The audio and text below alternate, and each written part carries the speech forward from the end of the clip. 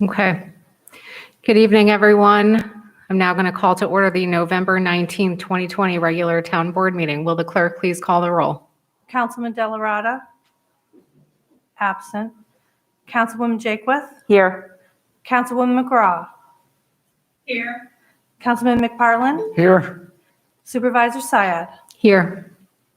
All rise for the Pledge of Allegiance. To the flag of the United States of America, and to the republic for which it stands, one nation, under God, indivisible, with liberty and justice for all.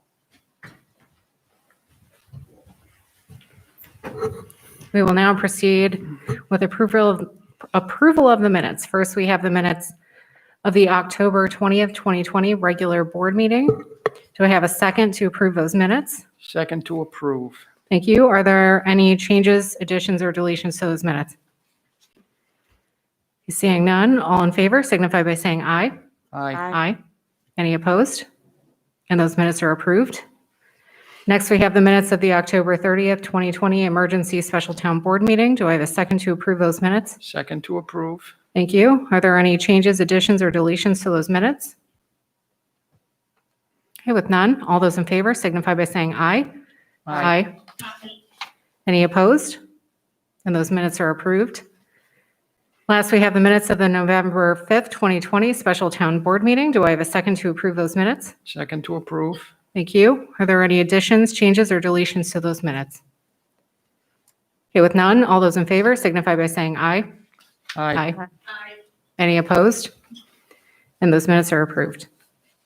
I'm now going to open the public hearing. Will the town clerk please call the public hearing? A public hearing on a special use permit for the proposed restaurant located at 2207, 2209 Knott Street, former barber shop. Thank you. I'm going to open the public hearing, and to begin the public hearing, I'm going to yield the floor to the developer of this project, a man by the name of Thomas Nicky. He is joining us via remote stream. So we're going to wait and see if we can hear him patch through. If he cannot, we're going to attempt to have him call in on my cell phone, and then I'll patch him through my speaker. So Thomas Nicky. Yes, thank you. And I'm sorry I can't be there in person. Can you hear me through the live stream? We absolutely can. Thank you. Okay, great. My name is Thomas Nicky. I live at 1604 Lexington Parkway, Lexington and Baker, and I am seeking a special use permit for 2207, 2209 Knott Street, formerly the Niskio Barber Shop and David's Hair Salon.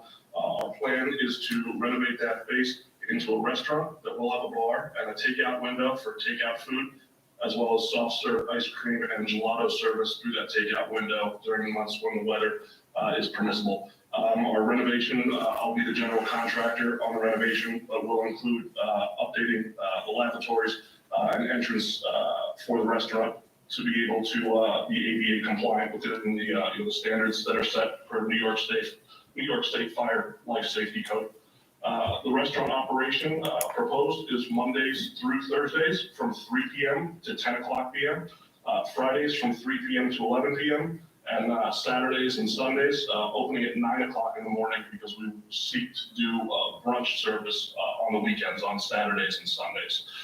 We selected those times because even though we think there may be a need in the area for lunch service, we want to be conscious of the busiest times of day, both in terms of traffic, in terms of school children, and in terms of parking. And we think that by waiting until we open our doors after that busy rush hour, if you will, that lunch hour, that will be a good partner in that regard, in all of those regards, to the residents, the other commercial businesses, and the community as a whole. We will have seating based on the design that we submitted to the planning board of 48 patrons, 38 at table seating with 10 bar stools. We very much believe it's something that there's a need for in the community. I have been in person to neighbors on all of the surrounding streets, Clifton Park Road, Via Del Mar, Knott Street, Valencia, and spoken to hundreds of people. In fact, I've submitted a document with over 100 signatures of neighbors who either live in the immediate tax map or live within the live within walking distance of the proposed site who are in support of it. I do have, I want to say maybe half a dozen or so people who have concerns, which are very genuine concerns, very legitimate concerns that I've tried to address, things related to our lighting, making sure that we are shining light towards or into the neighborhoods and the residences, especially in the evening hours. Things related to noise control, traffic, parking, all of those things. And while we do believe, based on the zoning, the proposed restaurant falls within a CN district, which does allow us to be able to place this type of business in there. That doesn't mean that it's always going to be ideal for everyone, and there are certainly legitimate concerns that some people may have. But I think I've done the right thing in going and met with these people, as many of them anyway as I could, face to face, to try and either mitigate their concerns or address their concerns, or at the very least have a dialogue with people, both for and against the proposed idea, so that should we need to refine things moving forward, we have a dialogue, and there shouldn't be anything that we can't work out. In terms of myself, I have a history as an operator. I currently operate the Comedy Works Comedy Club in Saratoga Springs. I grew up in the restaurant business and been in and around the restaurant business my entire life. And as a resident of Niskayuna, I very much think that there's a need for a quality operation, a clean operation, that people in the neighborhood that is both west of Knott Street and west of Balltown Road and both north and south of Knott Street will be able to walk to and frequent and make their own. I believe we have already, in fact, I don't believe I know, we've already been both in person and through these Zoom meetings in conversation with the Planning and Zoning Board. They did unanimously approve us to move forward to this meeting, and we are seeking for this board to consider and vote, hopefully this evening, on this project, receiving a special use permit. As you would, of course, assume, we want to do things the right way, but we'd like to move forward and not, continue to no longer be in a position where we're paying rent on the spaces and heat on the spaces and things like that without the ability to move forward with the project. Again, of course, recognizing we want to do things the right way, but we also are essentially renting a barber shop and a bridal salon, which of course we do. We walked into that eyes wide open, that we can't at this point really upfit and move forward. And certainly we all want to make sure we can serve soft serve ice cream and gelato when the weather is going to allow us, hopefully earlier this coming year than later. That's a lot of talking for me, obviously. When and where within this meeting there are questions or things I can address, I'm happy to do so. I just, again, wanted to present the project to you, make myself available, and request hopefully that we can get a yes vote this evening to move the special use permit to a place that gets us closer to being able to open the doors. Thank you for your time. Thank you very much. So I did not receive any emailed letters to be read during the special use permit public hearing. I also did not receive anyone who wished to sign up to speak, but we do have a few members in the audience. So being that the public hearing is open, if anyone would like to speak on the public hearing, you can do so now. And last call, if anyone would like to speak during the public hearing, you can do so now. Okay, I'm going to close the public hearing. We're going to move on. Supervisor, Sure. could you just clarify for Mr. Newton and for everybody else that we're not going to be voting one way or another tonight and that'll occur tomorrow? Sure, yep, and I'll make the same statement during my supervisor's report, but we do not have any resolutions that we're going to be taking up from the floor this evening. All resolutions will be voted on and considered tomorrow at 4 p.m. The meeting will be entirely remote. The link to live stream that meeting is already posted on our website. So again, that's a special town board meeting tomorrow, Friday, November 20th at 4 p.m. held remotely.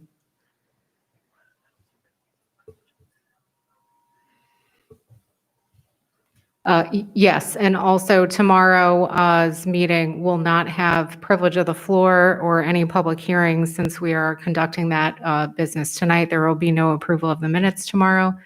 the express purpose of tomorrow's meeting will simply be to take up the town's business, and that will be solely to vote on the resolutions. So with that said, public hearing is closed. I'm now going to open privilege of the floor. I had a number of individuals who requested to speak during privilege of the floor. I'm going to go in order of the way in which they were received, or the order in which they were received. So the first individual actually couldn't make it tonight. They have requested that I read a letter for them instead. This individual is Paul Sebesta of 835 Pierce Road. Paul writes, Supervisor Syed, although I'd prefer to avoid any further public attention, I must respond to the September 21st, 2020 letter you received and placed into the public record from Joshua Meppen that is littered with erroneous statements and exaggerated claims regarding my communication with town officials pertaining to Mr. Meppen's construction project. Although I was employed as a town official at the time, I did not forfeit my right as a town resident to bring suspected town code violations to the attention of the town. In doing so, I did not ask for and did not receive any preferential treatment. If anything, I erred on the side of caution to avoid any perception of impropriety. As an example, the so-called privacy screen referenced by Mr. Meppen, in which I reported to the building department, is actually an excessively high fence panel that was erected over a year ago without a building permit and has yet to be addressed by the town. Other issues that I have raised to the building department include Mr. Meppen trucking in excessive amounts of fill, multiple occasions of his operating construction equipment outside of town law permitted hours, performing work on public sewers seemingly without town or county authorization, and constructing structures without a building permit. Had I exercised any influence within the town government by virtue of my former official position, one would think that there would be examples offered of aggressive town enforcement actions against Mr. Meppen. In fact, there was, to my knowledge, no enforcement actions regarding the fence and excessive fill, and delayed or minor actions regarding the other issues. Additionally, contrary to Mr. Meppen's assertion, I never trespassed onto his property to take pictures or for any purpose, and I never requested police patrols of his property, as his letter asserts. It is ironic that Mr. Meppen accuses me of harassing him when in fact Mr. Meppen has been the one acting immature and aggressive towards me. Over the course of several years, Mr. Meppen, along with his family, have responded to my legitimate communications with town officials in the following manner. Mr. Meppen flew a surveillance drone 200 feet onto my property over my private swimming pool and my backyard. I filed a police report upon the recommendation of town officials. Mr. Meppen's son illegally drove his ATV across Pierce Road and did donuts in my front yard in the presence of Mr. Meppen. Mr. Meppen trespassed onto my property and walked up my 100-plus feet long driveway to my front steps and asked if my ex-wife, who was waiting to pick up my daughter, was my girlfriend, made her feel very uncomfortable, and she went into the house, and he then went back into his house.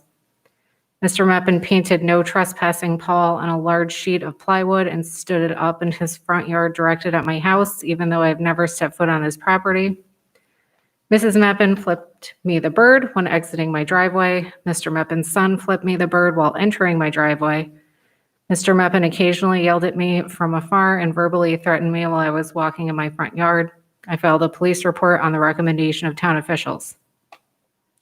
Despite Mr. Meppen's repetitive actions, I have managed to avoid and not reciprocate similar behavior towards him or his family, and I have never gestured or yelled at either he or members of his family. Our only true interaction in fairly recent times was when, in response to his confrontational statements on 2 occasions, I said to him, in a measured tone, "Just follow the rules and you'll be fine." And I don't respond well to threats. Sincerely, Paul Sebesta. That concludes that letter. Next individual I have on the list who wished to speak is Robert Hess.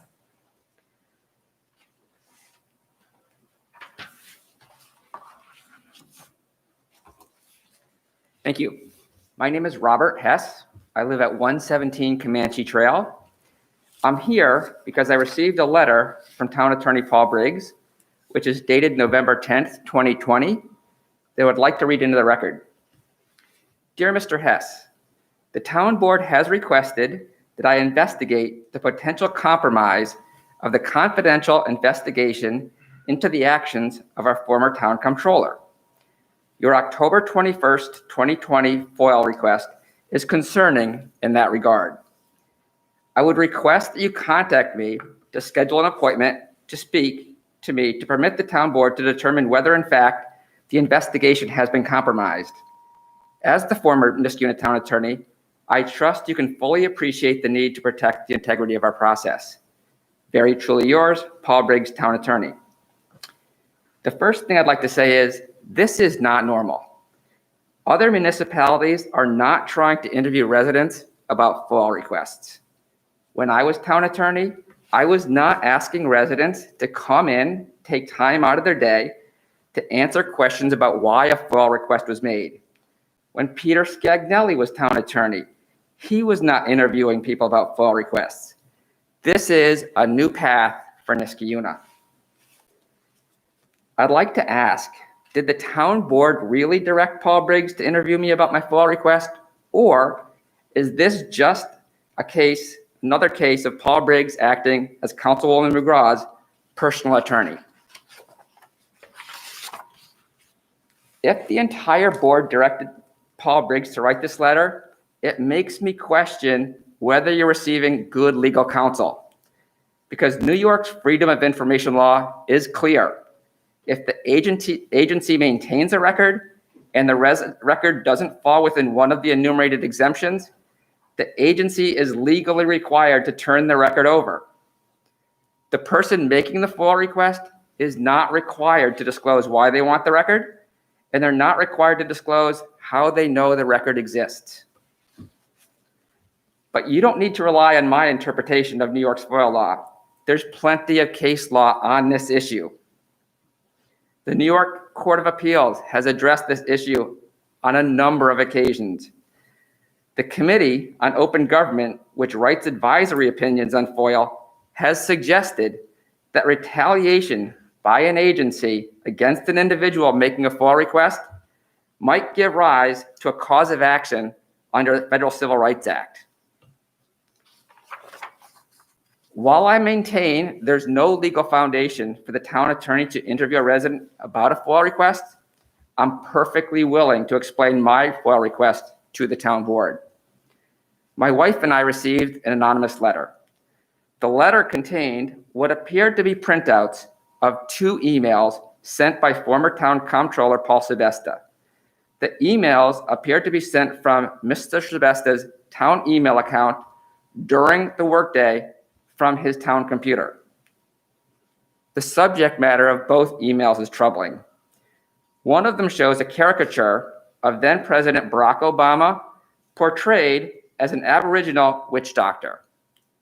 The other compares then First Lady Michelle Obama to a monkey as part of a joke about the origin of species. It's not a stretch to characterize both of these emails as racist, but I'll let people judge for themselves.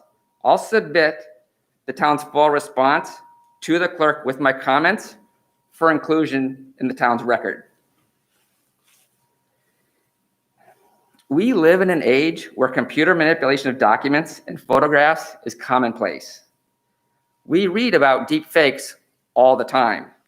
So I had questions about whether these emails were real. Because my wife and I received the letters anonymously, there was even more reason to doubt whether these emails were actually sent from Mr. Sebesta's town email account. The only way I know to determine whether the emails were authentic was to make a full request for the emails sent from Mr. Sebesta's work computer on the dates in question. So that's what I did. On October 21st, I made a full request for production of the emails sent from Mr. Sebesta's town email account on July 15th, 2009 and December 3rd, 2009. The response I received from the town's FOIL officer confirmed the emails I received were authentic. In his letter requesting an interview, Mr. Briggs insinuates that somehow I would have knowledge about whether the town's confidential investigation of the former comptroller has been compromised. I do not. while I strongly believe Nixon Peabody's report should be made public, or at a minimum, that a summary of the report should be made public, I have not seen the report and I don't know what it says.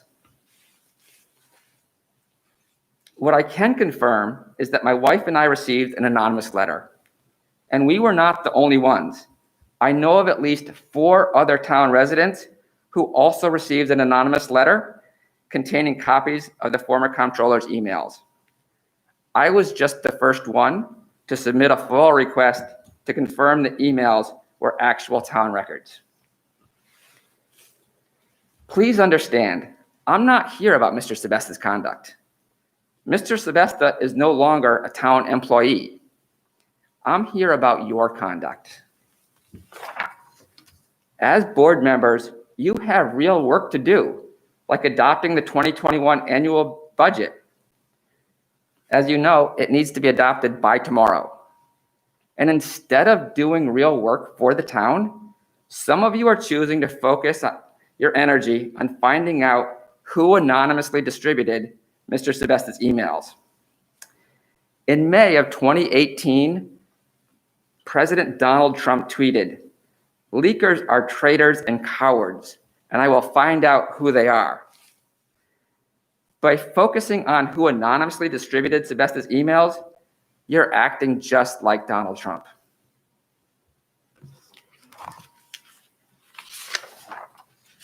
In response to Mr. Briggs' request for an interview, I believe I have fully answered any questions related to my FOIL request. If you have other questions, I'll be happy to answer them now, but only if you sign a written waiver of your attorney-client privilege. I have a form ready if you want to go forward with that venue.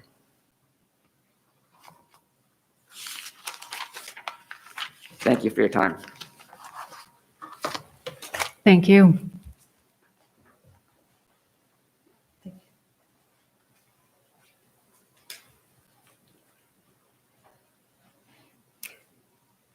While privilege of the floor is still open, I would ask anyone who is left willing to speak if they would like to speak at this time.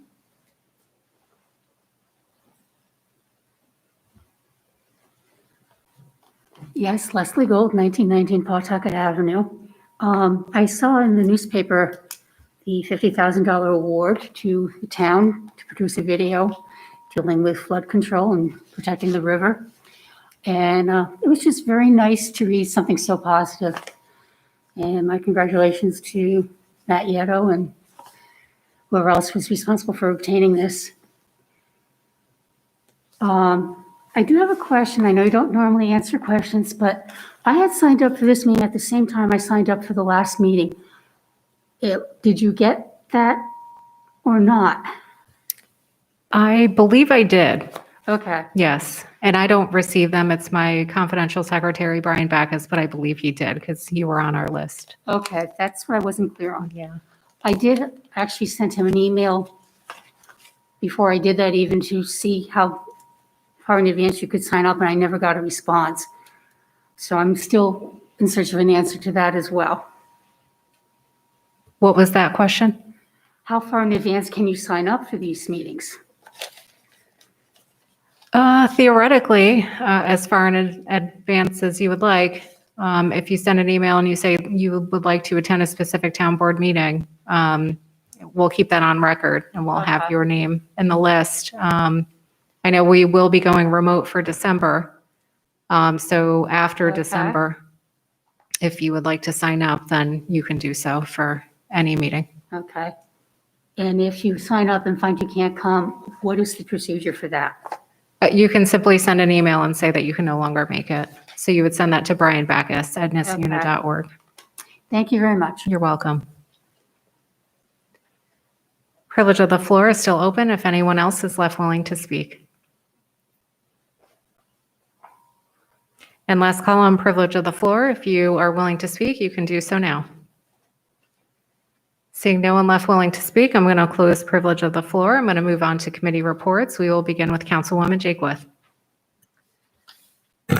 Thank you, Supervisor. Update on community programs. Of course, we were just notified by the supervisor that she'll be issuing another local state of emergency order that'll result in some changes, and that's coming out tomorrow. So I quickly scrambled to sort of update my report based on that. So under community programs, we had planned a parents' night out for December 4, 5, 11, and 12 with a limited schedule, which now unfortunately will have to be canceled. Our Toys for Tots efforts, we're a host site. So far, we've filled 2 boxes of toys. The collection ends on December 12th. And we're in the process of making accommodations for additional drop-off dates and times that'll fit in with the supervisor's local state of emergency order. So some sort of drop-off, we'd like to be able to continue that. Things of my very own, our group had proposed doing sort of, instead of a tree in town hall, gift tags. We're still actually waiting for things of my very own to get back to us in terms of how we might do this, and we'll send out a townwide email blast on how folks can participate in this wonderful ability to support local children. Ski club, registration for ski club was closed. We did get 30 kids. It's about 50% capacity on the bus. The program is scheduled to run from January 8th to February 12th. Well, for now, we're just going to wait and see how things play out. Senior programs. The new box lunch service is working really well. I actually visited a couple of weeks ago, and it was great to see the seniors enjoying that and just being together again. We continue to increase our traffic flow. This month, we saw an average of 24 guests a day, which was an increase from the prior month. There have been some aesthetic improvements that the staff has been working very hard on, along with their, continued support of our seniors in every way possible. Still waiting on the UVC unit for the upper level. And again, we're working now to make accommodations under the pending local state of emergency that will allow us to continue to serve our senior residents to the best of our abilities. So we're talking about returning to, drive-through lunches now that we've started that, and some other things, including, bus service that we continued when we were sort of shut down. We don't, it was very isolating for our seniors, and our staff is very dedicated to them. And we'll figure out a way to continue to serve them under the restrictions that looks like are going to be put into place very shortly. As far as highway and parks, all highway staff is currently working on loose leaf and yard waste pickup. To date, crews have picked up just under 400 loads of loose leaves this season, and 6 truckloads of cans and bagged yard waste is being picked up every day.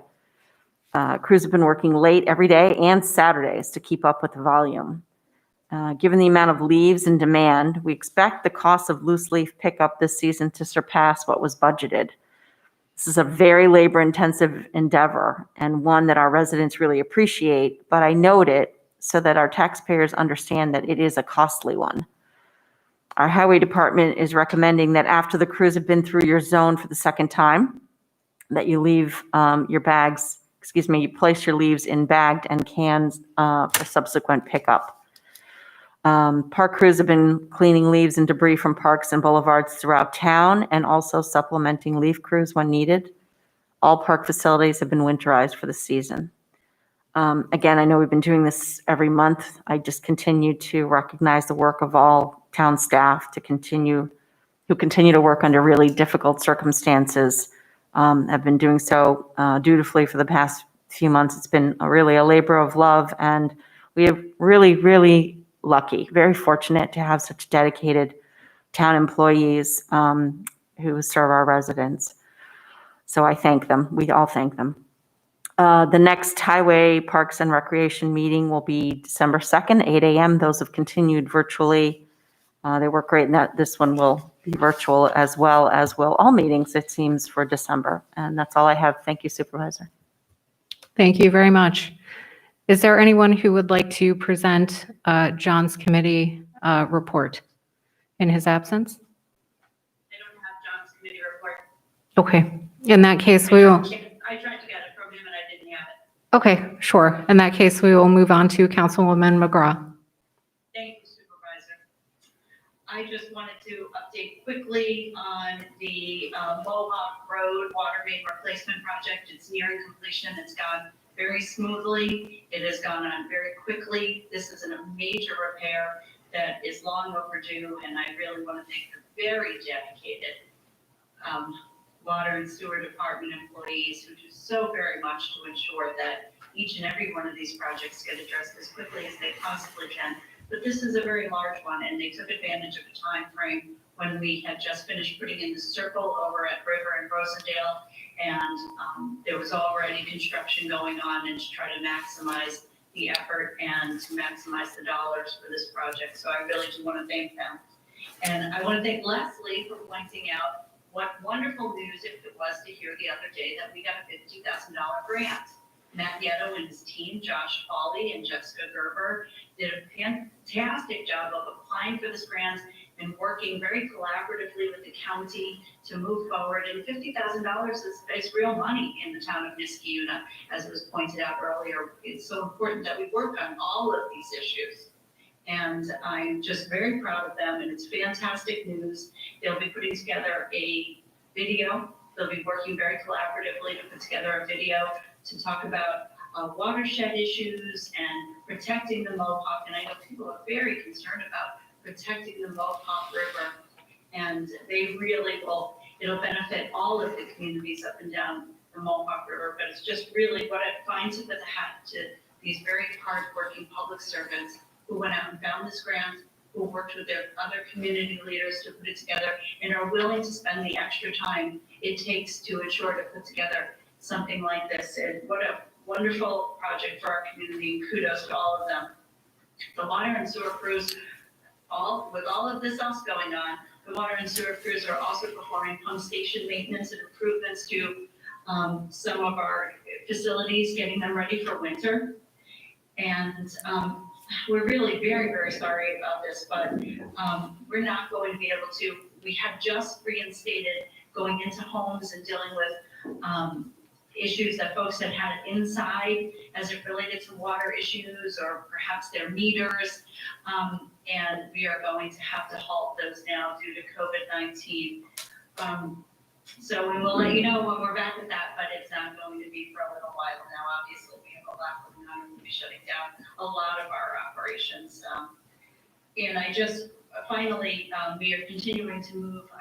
Folks drive down River Road, they drive out Flatney Park, they see that the old water and sewer maintenance garage is gone now. I think that's a welcome relief to not have to see that anymore.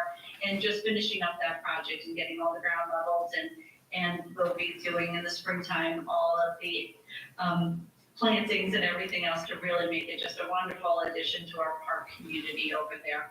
That's all I have, Supervisor. Thank you. Thank you. We will now move on to Councilman McPartlin. Thank you, Supervisor. Police and Public Safety Committee met on November 3rd.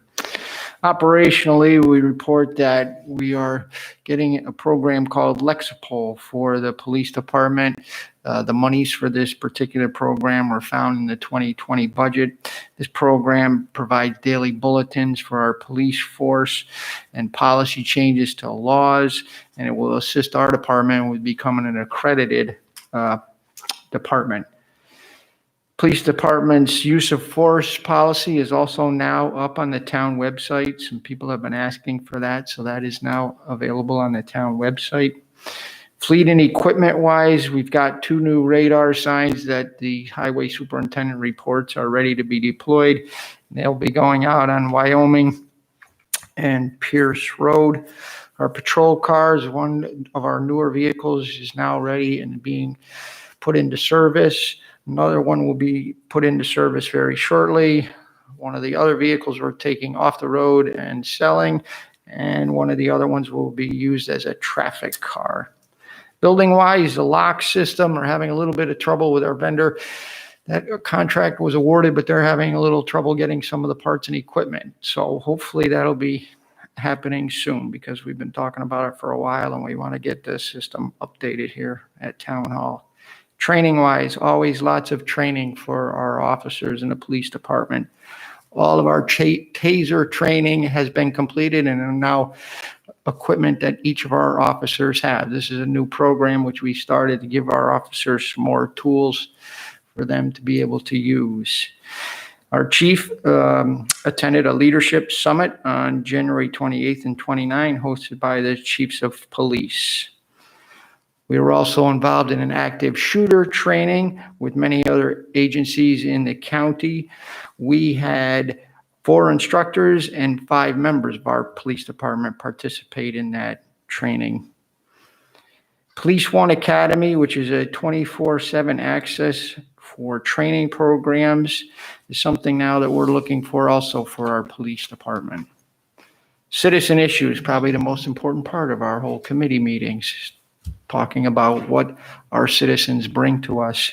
We've gotten some reports of some trouble on Lexington Parkway and Dean Street as far as some signage. So we've talked to Ray Smith about that, and the chief and Ray went out there and looked at that, and maybe either moving some signs or adding some additional signage in that area. We've got a request for no parking signs on Onondaga near Route 7. So we've discussed that. We're working with Laura Robinson and planning to see if there's anything that we can done about the residents' concerns about that. We got some speeding complaints, Clifton Park Road, Lexington Parkway. What we do there, as you've heard me say many times, we do studies to find out if there is a speed problem. I've got to report that Menlo Park was one that was brought to our attention. The average speed is 26 miles an hour, 515 vehicles. That was over a 3-day period. So this is how we evaluate what our residents bring to us and where we can use our resources to discourage any speeding or traffic problems. Community events, October 17th, there was the group Story Activists had speakers present discussing women's rights. Our own chief of police was there and actually spoke. I want to thank some people here for our drug take back day. That was on October 24th, and that was when we also had early voting here at Town Hall. It went very smoothly, but there was a lot of traffic, but it went very well. We collected 635 pounds of drugs and medications. The amount of stuff that we collected filled the entire back of a pickup truck with a cap on it. Very, very successful. I think some of this is because Town Hall was closed. As you know, we have a drop-off box here, but that wasn't as accessible as it has been in the past. So these programs, which we do in conjunction with NCAP, they save lives. This saves lives. Getting medications that are unused off the street. With the DEA, we take these medications in that truck, they get put on tractor trailers, and then they're all incinerated.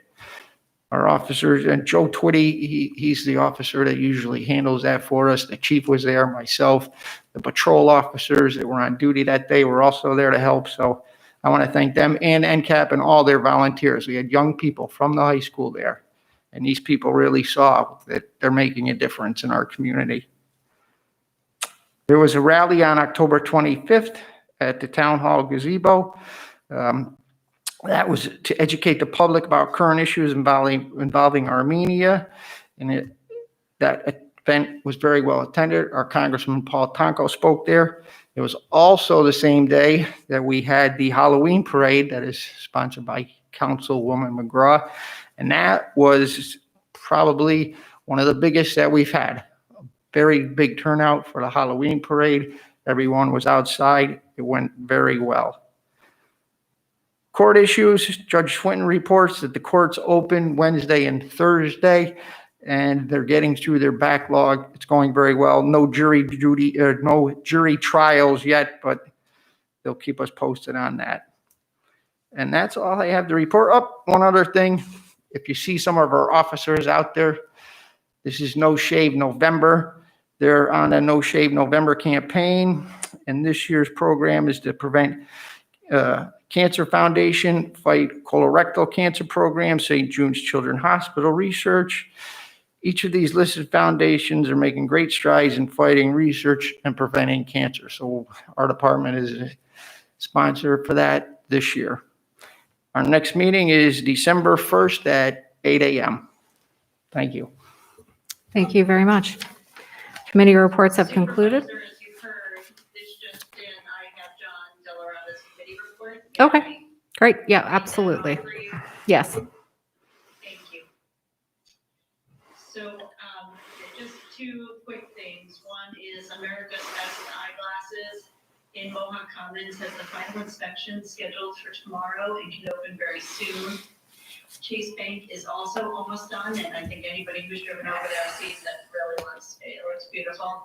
So those two new businesses are coming in Mohawk Commons very soon. And there's just one quick note, and I think we saw an email about this. There's going to be some blasting down at Rivers Ledge. And it'll be this Saturday, so if folks hear noise in town, especially in that part of town, they know what it is. That's that project moving along and continuing to move, which is very important to our community. Thank you, Madam Supervisor. Great, thank you very much. So with committee reports now concluded, I will move on to supervisor's report. So as I stated before, but many of you probably noticed that our agenda this evening is abbreviated. We will not be considering any resolutions tonight. In order to allow for both the town board and the public adequate time to review the resolutions and the amended preliminary budget document, we will instead be taking up the resolutions during a special town board meeting. The special town board meeting will be held tomorrow at 4 p.m. via Google Meets. The meeting will be live streamed on the web. The link has already been posted to our web meeting calendar. So if you go to our website, you click on the tab that says meetings, you click on tomorrow's date, you will see a bullet for that 4 p.m. special town board meeting. If you click on that link, then you can follow that. The live stream link will be there.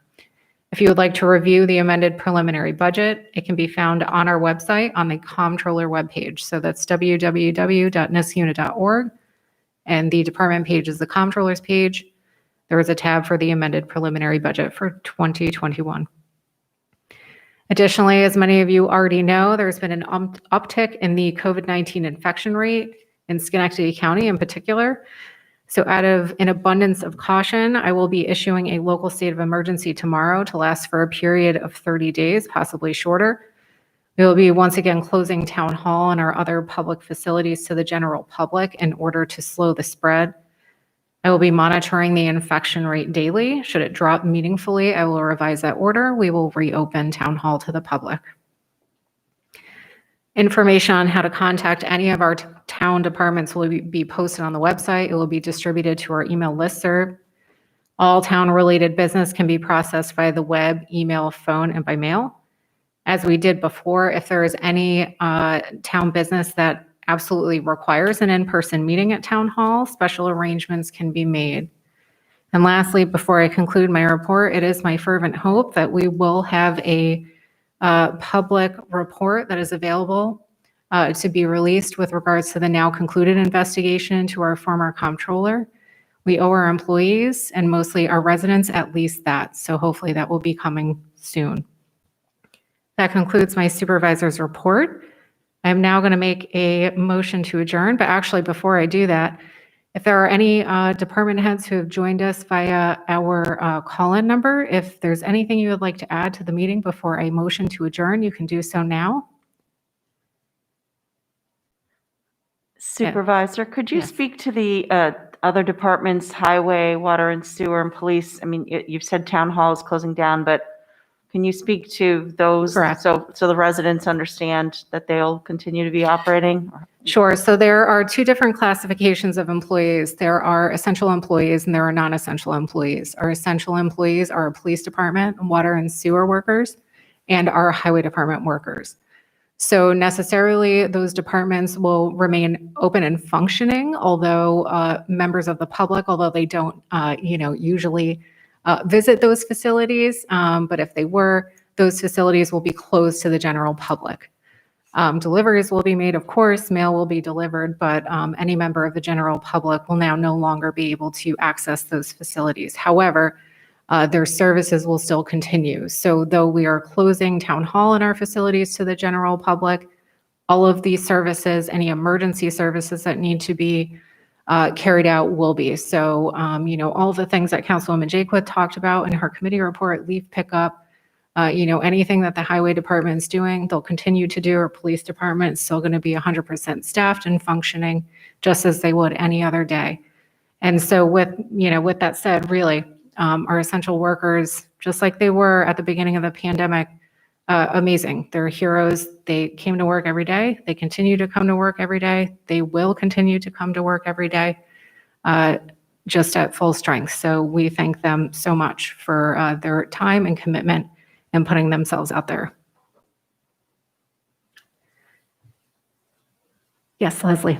The recycling and transfer station for your schedule? Those will be an amended schedule, so likely that will be posted. As of now, it's going to continue on the schedule that is currently posted at. If we make any changes to that schedule, that will be communicated via email and via the web. So we'll make an announcement before we change anything. Some of this, that's very essential. Absolutely, it is. It is, yes. And those individuals are also considered essential under the umbrella of the Public Works Department. Are there any other questions or comments? Okay, I'm now going to motion to adjourn. Do I have a second on that motion? Second. Thank you. All those in favor signify by saying aye. Aye. Any opposed? We're now concluded for this evening. Join us again tomorrow at 4 p.m. via our live stream. Everybody have a wonderful evening. Stay safe and stay healthy.